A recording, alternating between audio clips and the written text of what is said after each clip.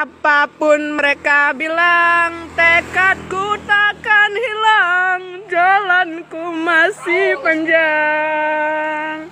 Oh, oh. Allahumma dafa'nal ghala wal bala wal waba. Pernah nggak kamu lagi curhat tentang masalah hidup, jawabannya bukan empati, tapi sabar ya, kamu tuh harusnya begini. Dan anehnya, kalimat itu nggak bikin tenang, tapi malah bikin darah naik. Padahal kalau dipikir-pikir, nasihatnya nggak salah, masuk akal, bahkan mungkin benar. Tapi tetap aja, kita kesel.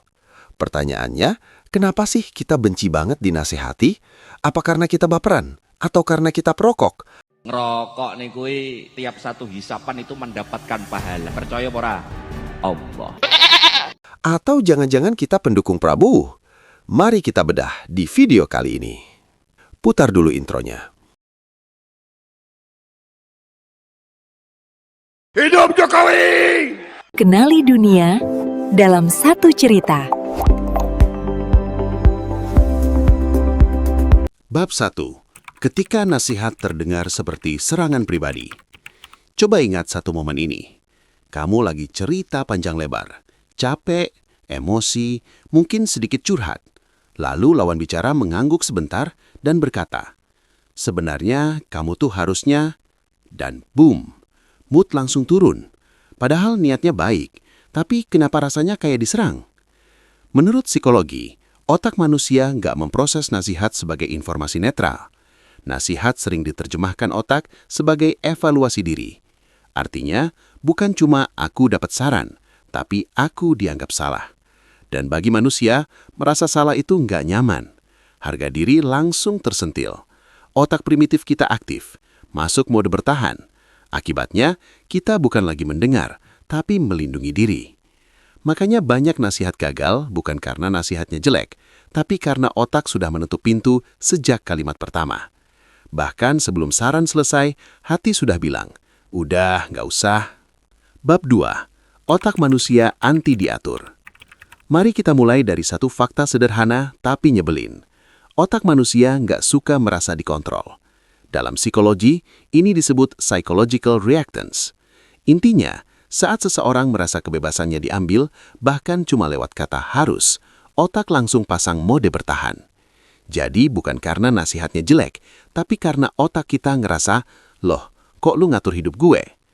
Makanya, ada riset yang nunjukin semakin langsung dan menggurui sebuah nasihat, semakin besar kemungkinan orang justru melakukan kebalikannya. Ya, dewasa, berpendidikan, tapi tetap aja kesel. Bukan karena bodoh, tapi karena naluri pertahanan diri otak kita. Lucunya kita sering melakukan hal yang sama ke orang lain. Kita pikir sedang membantu, padahal tanpa sadar sedang mengambil alih kemudi hidup mereka. Dan manusia secara naluriah nggak suka hidupnya disetir orang lain. Bab 3. Luka lama yang ikut bicara. Sekarang kita mundur sedikit ke masa kecil. Banyak orang yang benci dinasihati ternyata tumbuh di lingkungan yang penuh kritik. Salah sedikit ditegur, nggak sesuai ekspektasi dibanding-bandingin. Akhirnya otak kita mengasosiasikan nasihat sama seperti kamu kurang baik. Jadi saat dewasa, setiap nasihat terasa seperti serangan personal, bukan bantuan. Walaupun yang ngomong niatnya baik. Ini juga menjelaskan kenapa kalimat "aku cuma mau ngingetin" sering terdengar lebih mengancam daripada menenangkan. Karena di kepala kita, itu bukan pengingat, tapi penghakiman versi sopan. Lalu ada faktor ego. Tapi bukan ego dalam arti sok jago ya. Ego di sini lebih ke kebutuhan dasar manusia untuk merasa kompeten. Saat dinasihati, apalagi tanpa diminta, ada pesan tersirat, "Kamu belum cukup paham." Dan otak langsung mikir, "Serius, gue hidup di badan ini 24 jam, lu baru dengar gue curhat 5 menit, langsung merasa tahu solusinya." Makanya banyak orang lebih suka curhat daripada dinasihati. Mereka nggak selalu butuh solusi. Kadang cuma pengen didengerin tanpa diperbaiki. Bab 4. Salah waktu, salah cara.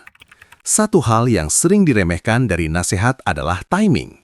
Nasihat yang tepat tapi datang di waktu yang salah, hasilnya tetap buruk.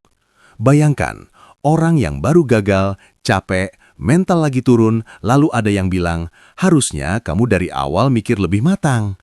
Itu bukan solusi, itu garam di luka. Penelitian menunjukkan manusia jauh lebih terbuka pada saran ketika emosinya sudah divalidasi.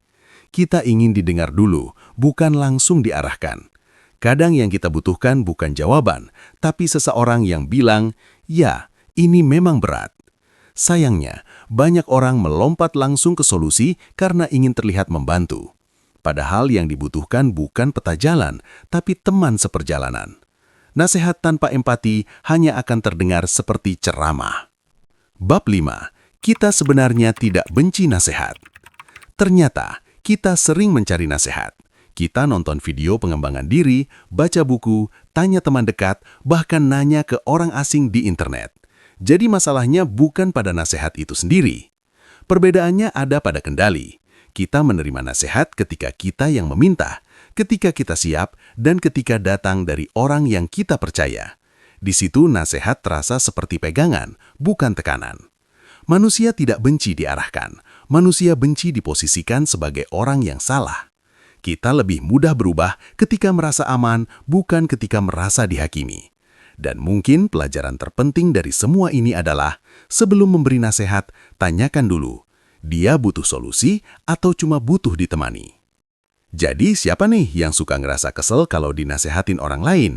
Dari penjelasan tadi, kamu akhirnya paham kan kenapa kamu suka kesel kalau dinasehatin? Itu karena kamu keras kepala, tidak berguna, dan beban orang tua. Guru tadi budak SMP was nu hayang aerok umak amuk depo ima di kia-kia tuh. Tuh. Jika kalian suka dengan konten roasting ini, jangan lupa like, subscribe, dan klik link Saweria di deskripsi video supaya admin tambah semangat untuk membuat konten selanjutnya. Sampai jumpa di video selanjutnya. This is so boring.